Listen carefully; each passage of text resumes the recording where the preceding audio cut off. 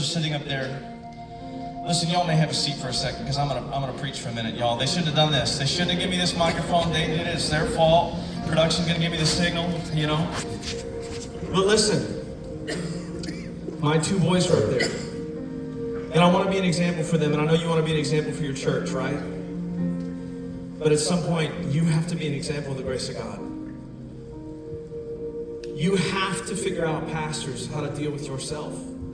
There was a moment as a worship pastor in this little church in Indiana that I love, where I could feel ministry pushing and pulling me, pushing me to that driver's seat.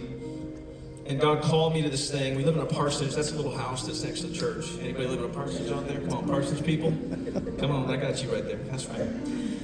And I would sneak over at like late at night, 10 o'clock at night, turn on the sound system and sit in the worship center and just worship myself in the dark. And I'm sure if anybody came in there, they'd be like, this guy's weird. But I had to have it.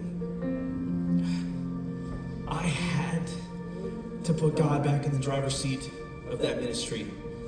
Because every time I stepped off that stage and they were like, it was too loud, it was too soft, I like those drums, didn't like those lights, I was dying inside because I was driving.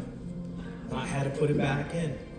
And so many of you did a bold thing. You took things that you've been dealing with, things that are trying to shove you into the driver's seat, things that you're finding out you're not enough, and yet you're still holding on the steering wheel, and you put them up here, and you're ready to surrender those to the Lord. And one of the hardest things that we do as leaders is admit that we ourselves need to be every once in a while on our knees at the altar. Have you ever been there?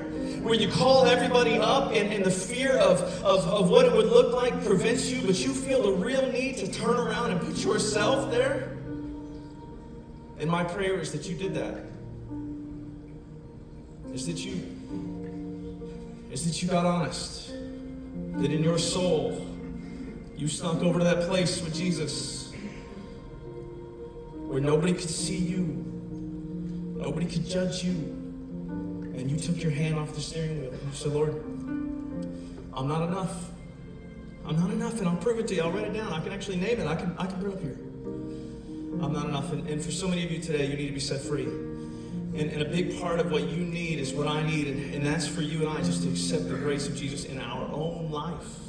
And to accept what Christ said on the cross. When he said, it is finished.